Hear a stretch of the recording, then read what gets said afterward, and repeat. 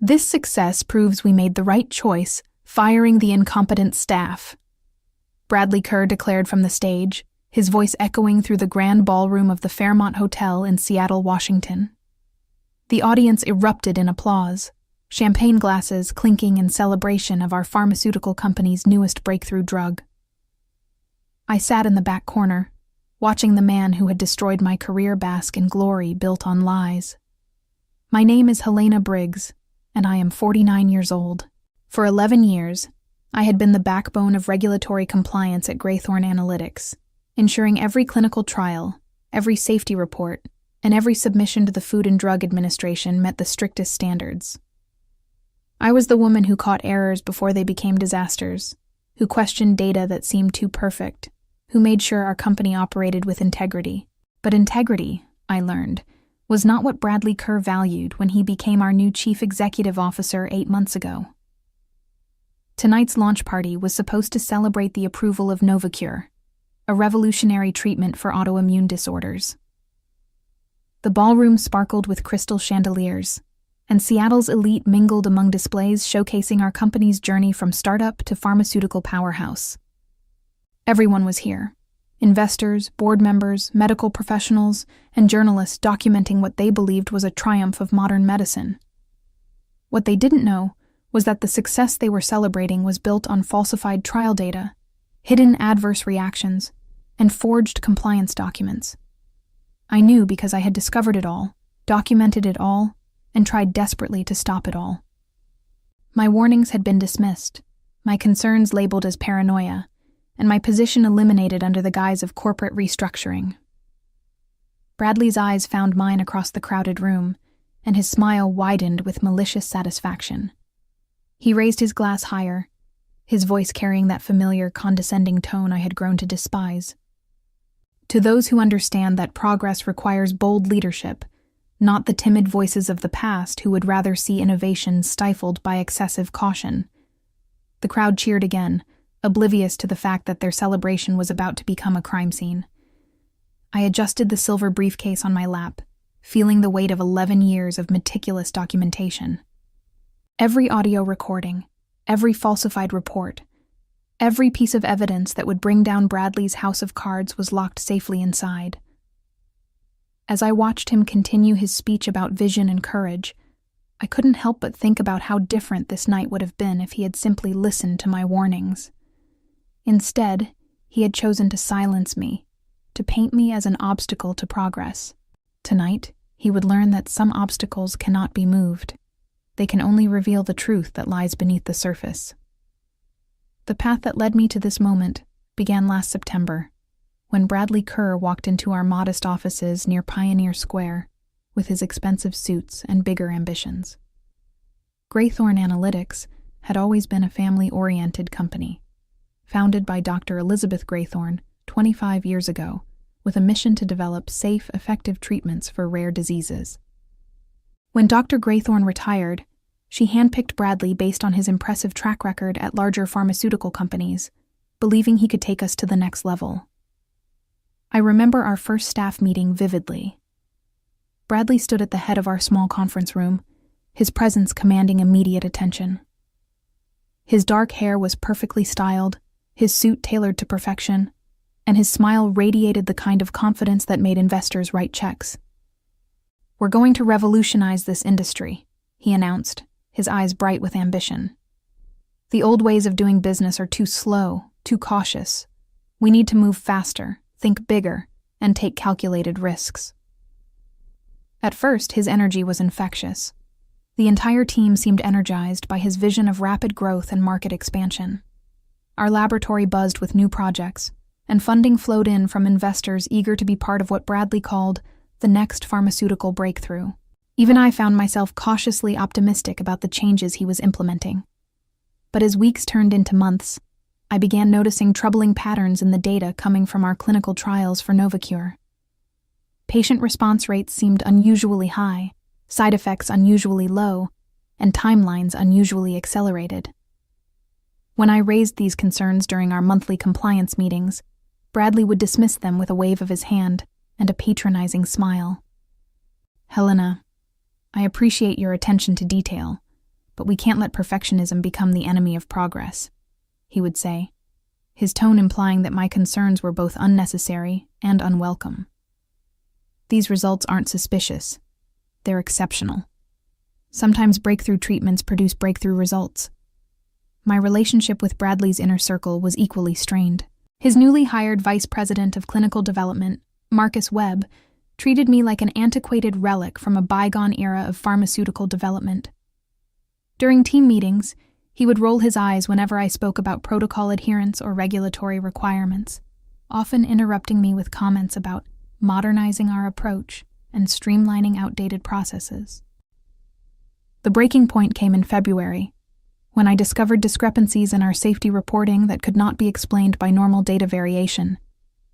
Patients who had experienced severe adverse reactions were mysteriously absent from our official reports, while others showed improvement patterns that defied medical logic. When I presented this evidence to Bradley, requesting a full audit of our trial data, his response was swift and decisive. My position was being eliminated due to budget constraints and operational restructuring. The moment I realized the full scope of Bradley's deception came 3 weeks after my termination, when I received an unexpected phone call from Jennifer Rodriguez, a former colleague who had also been restructured out of her position. We met at a quiet coffee shop in the Capitol Hill neighborhood, far from the corporate offices where we had once worked side by side. "Helena, I couldn't stay silent anymore," Jennifer whispered, glancing around nervously before sliding a manila envelope across the small wooden table. "After they fired you, things got worse. Much worse." Inside the envelope were photocopies of internal memos that made my blood run cold. The documents revealed a systematic effort to manipulate clinical trial data, hide adverse patient reactions, and forge compliance certificates that had been submitted to federal regulators. Patient identification numbers had been altered, negative outcomes had been deleted from databases, and safety reports had been rewritten to eliminate any mention of serious side effects. The most damning evidence was a signed memo from Bradley himself, dated just 2 weeks earlier, explicitly instructing department heads to massage the data presentation for the upcoming Food and Drug Administration review. The language was carefully crafted to provide legal deniability, but the intent was unmistakable. Graythorn Analytics was knowingly submitting false information to obtain approval for a drug that had not met safety standards. "They threatened to destroy my career if I spoke out," Jennifer continued, her voice barely audible above the coffee shop's ambient noise. "But what they're doing isn't just wrong. It's criminal. People could die from this drug, Helena. Real people with families and futures." That night, I sat in my small apartment overlooking Elliott Bay, staring at the evidence spread across my kitchen table. The Seattle skyline twinkled in the distance, but I felt nothing but darkness closing in around me. For 11 years, I had dedicated my life to ensuring pharmaceutical safety, believing that my work protected vulnerable patients from exactly this kind of corporate malfeasance. Now I faced a choice that would define not only my future, but potentially the futures of countless patients who would receive Novacure. I thought about my own father, who had died from complications related to an experimental cancer treatment that had been rushed to market without proper safety protocols. I remembered holding his hand in the hospital as he suffered through side effects that could have been prevented if anyone, had been willing to speak truth to power. I had become a compliance officer to honor his memory, to ensure that no other family would endure what we had endured. The decision became clear with painful certainty. I would not allow Bradley Kerr to turn Graythorn Analytics into the kind of company that prioritized profits over patient safety. If he wanted to silence me through termination, I would respond with something far more powerful than any corporate memo or performance review. I would compile every piece of evidence, every falsified report, every forged document into an irrefutable case that would bring federal investigators to his door. The briefcase had been my grandfather's, a silver-plated piece he had carried during his years as a government accountant. Tonight, it would carry the truth that Bradley had tried so desperately to bury. Over the next 4 months, I transformed from a displaced compliance officer into something resembling an undercover investigator. Using my 11 years of industry contacts, and my intimate knowledge of Graythorne's internal systems, I began systematically documenting every aspect of Bradley's fraudulent operation. My first breakthrough came through Patricia Chen, a laboratory technician who had been overlooked during the corporate restructuring, but remained deeply troubled by what she had witnessed. We met at Pike Place Market on a rainy Thursday morning, blending in among the tourists and fish vendors while she shared her observations. They made us rerun tests until we got the results they wanted, Patricia explained, her voice heavy with guilt as we walked past the flower stalls. When patient 247 died from liver failure during the trial, Marcus Webb told us to reclassify the death as unrelated to the medication. He said the patient had a pre-existing condition that we hadn't detected.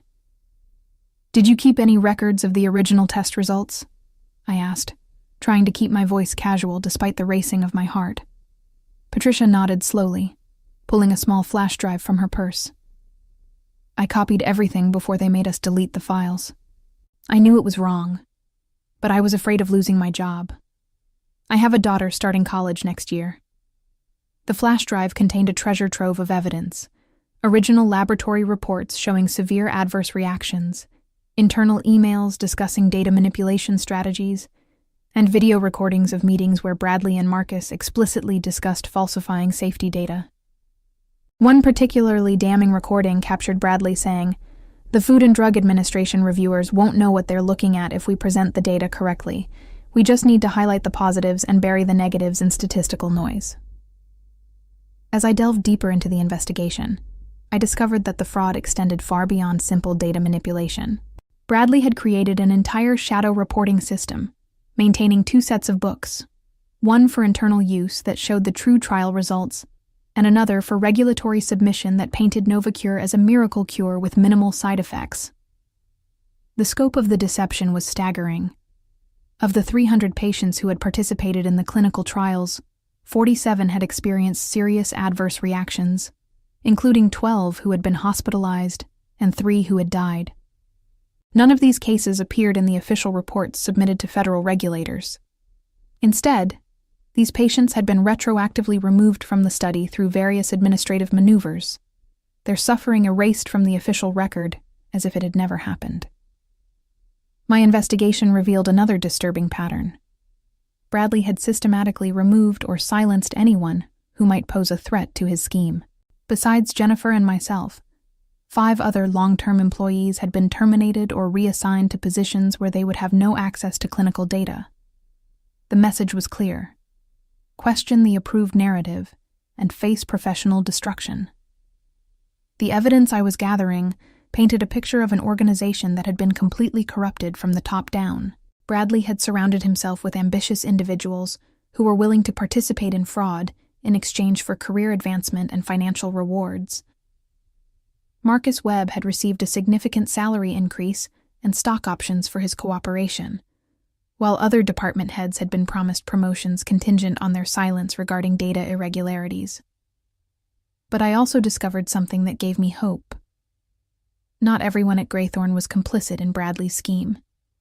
Several employees had kept their own records of suspicious activities, creating an informal network of documentation that existed parallel to the official corporate files. They were afraid to speak out individually, but together, their evidence created an overwhelming case against Bradley's fraudulent enterprise. As the launch party approached, I realized that I had assembled enough evidence to not only expose Bradley's crimes, but to ensure that he would face serious federal charges for endangering public health and defrauding regulatory agencies. The weeks leading up to the launch party were filled with a strange mixture of anticipation and dread. I watched from the outside as Bradley's media campaign positioned Novacure as a revolutionary breakthrough that would transform treatment for millions of autoimmune disorder patients. Medical journals published glowing articles about the drug's efficacy, investment firms issued buy recommendations for Graythorne stock, and patient advocacy groups praised the company for developing a treatment that promised hope where none had existed before. What made the situation even more heartbreaking was that Novacure might have actually been a legitimate breakthrough if Bradley had simply allowed the clinical trials to proceed honestly. The underlying science was sound, and early indications suggested that the drug could provide significant benefits for many patients. But Bradley's impatience and greed had corrupted the development process, creating a situation where a potentially life-saving medication had become a deadly gamble for unsuspecting patients. During this time, I also learned more about Bradley's personal motivations. Through conversations with former colleagues and research into his professional background, I discovered that he was under enormous pressure from investors who had provided funding based on aggressive timelines and revenue projections. His previous pharmaceutical company had failed to bring a major drug to market, leaving him with a reputation that could only be salvaged by delivering spectacular success at Graythorn. The investigation also revealed that Bradley's fraudulent activities extended beyond Novacure. He had been inflating research and development costs to justify higher investor contributions, while simultaneously understating potential liability issues in corporate financial reports. The Securities and Exchange Commission would likely be very interested in reviewing Graythorn's books once federal investigators began examining the company's operations. 3 days before the launch party, I received an unexpected visitor at my apartment. Jennifer Rodriguez stood at my door, looking pale and frightened, carrying a small overnight bag as if she were preparing to leave town. "Helena, they know we've been gathering evidence," she said, brushing past me into the living room. "Marcus Webb cornered me yesterday and asked pointed questions about documents I couldn't possibly know about unless someone had given them to me." My heart sank as I realized that our investigation might have been discovered. "What exactly did he say?" "He mentioned specific patient numbers and test results that were only in the files Patricia gave us. He's clearly been monitoring who has access to what information. I think we're all in danger of being charged with corporate espionage or theft of trade secrets." The revelation forced me to accelerate my timeline significantly. I had originally planned to submit my evidence to federal authorities after the launch party, hoping to gather additional documentation during the event itself. But if Bradley's team was actively tracking our activities, waiting any longer might result in the evidence being suppressed or destroyed. That evening, I made contact with Agent Sarah Kellner at the Federal Bureau of Investigation's Seattle field office. Through a mutual friend who worked in federal law enforcement, I arranged a secure meeting where I could present my preliminary findings and request official protection for the witnesses who had risked their careers to expose the truth. Agent Kellner was a seasoned investigator with extensive experience in pharmaceutical fraud cases. After reviewing just a portion of my evidence, she confirmed what I had suspected. Graythorn Analytics was engaged in multiple federal crimes, including fraud against regulatory agencies, endangering public health, and securities violations. Mr. Kerr and his associates are looking at serious prison time if we can prove these allegations in court, Agent Kellner explained during our meeting. But we need to be strategic about how we proceed. If they suspect they're under investigation, they might destroy evidence or flee the jurisdiction. We agreed that the launch party would provide the perfect opportunity to gather additional evidence while ensuring that key suspects remained in one location for potential arrest. The night before the launch party, I sat in my apartment assembling the final components of what I had come to think of as my insurance policy. The silver briefcase contained more than just evidence. It represented 11 years of dedication to pharmaceutical safety, the memory of my father who had died from inadequately tested treatments, and the hope that future patients would be protected from corporate greed. Inside the briefcase, I had organized the evidence into 3 distinct categories. The first section contained documented proof of falsified clinical trial data, including before and after versions of safety reports that clearly showed how adverse reactions had been systematically removed from official documentation. The second section held audio recordings of internal meetings where Bradley and Marcus explicitly discussed strategies for deceiving federal regulators, including the damning conversation where Bradley had referred to Food and Drug Administration reviewers as bureaucrats who wouldn't recognize real innovation if it slapped them in the face. The third section was perhaps the most devastating. Financial records showing how Bradley had manipulated research costs and safety expenditures to create the appearance of regulatory compliance while actually cutting corners that put patient lives at risk. These documents revealed that Graythorn had spent less than half the industry standard on safety monitoring while claiming to investors that they were exceeding regulatory requirements.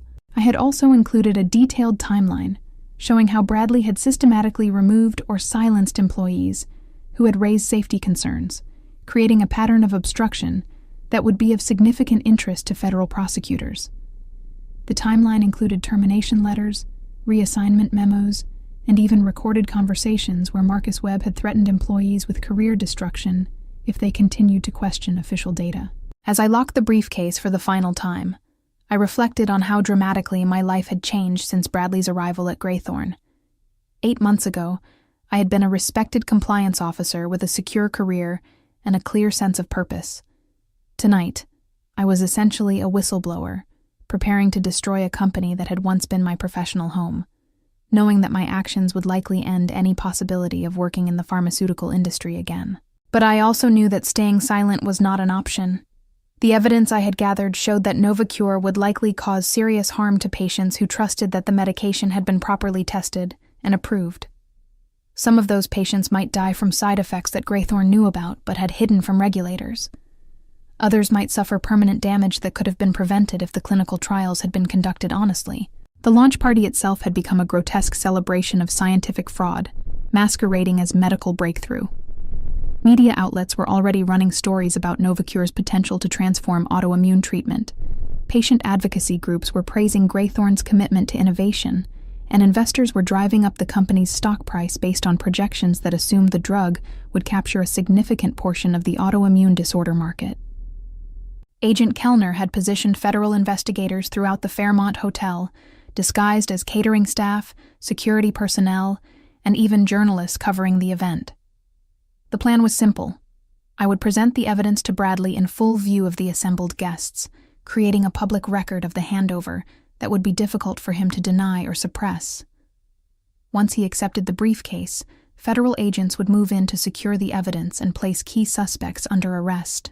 As I prepared to leave for the hotel, I thought about the moment when Bradley would realize that his carefully constructed facade was about to collapse. For months, he had treated me as an obstacle to be removed, an inconvenience to be dismissed and forgotten. Tonight, he would learn that some obstacles cast very long shadows indeed. The Fairmont Hotel's ballroom was a symphony of success and self-congratulation when I arrived at exactly 8 p.m. Seattle's pharmaceutical elite mingled beneath crystal chandeliers, their conversations punctuated by the gentle clink of champagne glasses and the soft melody of a string quartet. Servers in crisp white uniforms circulated with trays of hors d'oeuvres, while a photographer captured what everyone believed would be historic moments in medical innovation. Bradley stood at the center of it all, resplendent in a perfectly tailored black tuxedo, his smile radiant as he shook hands with investors and posed for pictures with prominent medical researchers. A large banner reading, "Novacure, the future of autoimmune treatment," hung behind the stage where he would soon deliver his victory speech. I moved through the crowd slowly, my silver briefcase drawing curious glances from guests who recognized me despite my recent termination. Several former colleagues approached with awkward small talk, clearly uncomfortable about my presence, but unsure how to address the elephant in the room. I smiled politely and made appropriate responses, all while keeping my attention focused on Bradley's position and the federal agents I knew were positioned throughout the venue. When Bradley finally took the stage at 9:15 p.m., the room fell silent with anticipation. The lighting dimmed except for a single spotlight that illuminated him like a theatrical star, preparing to deliver the performance of his lifetime. He began with gracious acknowledgments of investors and staff members, his voice carrying the confident tone of a man who believed he had successfully deceived everyone who mattered. "Tonight marks the culmination of years of dedicated research and development," he announced, his eyes sweeping across the audience with practiced authority. "Novacure represents everything we stand for at Graythorne Analytics: scientific excellence, regulatory integrity, and unwavering commitment to patient safety." The irony of his words was almost unbearable as I prepared to stand and make my final contribution to Graythorne Analytics' legacy. "This success proves we made the right choice firing the incompetent staff," Bradley continued, his voice rising with triumphant authority as the audience erupted in enthusiastic applause. His eyes found mine in the back of the room, and his smile widened with unmistakable malice. "To those who understand that progress requires bold leadership, not the timid voices of the past who would rather see innovations stifled by excessive caution. The crowd cheered again, completely unaware that they were applauding the dismissal of the very person who had tried to protect them from pharmaceutical fraud. Bradley raised his champagne glass higher, his expression radiating the satisfaction of someone who believed he had eliminated all threats to his elaborate deception. That was my moment. I stood slowly, my silver briefcase gleaming under the ballroom's elegant lighting as conversations gradually died and heads turned in my direction. The room's energy shifted palpably as guests recognized the woman who had been publicly humiliated and professionally destroyed by the man they were celebrating. Bradley's expression changed from triumph to confusion to something approaching fear as I began walking deliberately toward the stage. "Ladies and gentlemen," I announced, my voice carrying clearly through the suddenly silent ballroom, "I have one final contribution to make to Greythorn Analytics." The crowd parted before me like water, their faces reflecting a mixture of curiosity and uncomfortable anticipation. Bradley remained frozen at the podium, his champagne glass suspended halfway to his lips, as I climbed the steps to the stage with measured precision. Standing directly in front of him, I held out the briefcase that contained 11 years of pharmaceutical compliance expertise and 4 months of painstaking investigation. "Here's my final contribution," I said calmly, my words echoing through the microphone system that had moments before been amplifying his fraudulent victory speech. Bradley's hand trembled slightly as he accepted the briefcase, his eyes searching mine for some indication of what was about to unfold. But I simply turned and walked away, my heels clicking against the marble floor as I headed toward the ballroom's exit, knowing that federal agents were already moving into position. Behind me, I could hear the confused murmur of voices as Bradley tried to regain control of his celebration, unaware that his world was about to collapse with devastating finality. As I stepped into the Seattle night air, I realized that revenge had never been my true motivation. It had always been about protecting the patients who trusted that someone, somewhere, was ensuring their medications were safe. In bringing down Bradley's empire of deception, I had reclaimed not just my professional integrity, but my father's memory and my own sense of purpose in a world where doing the right thing often comes at the highest personal cost.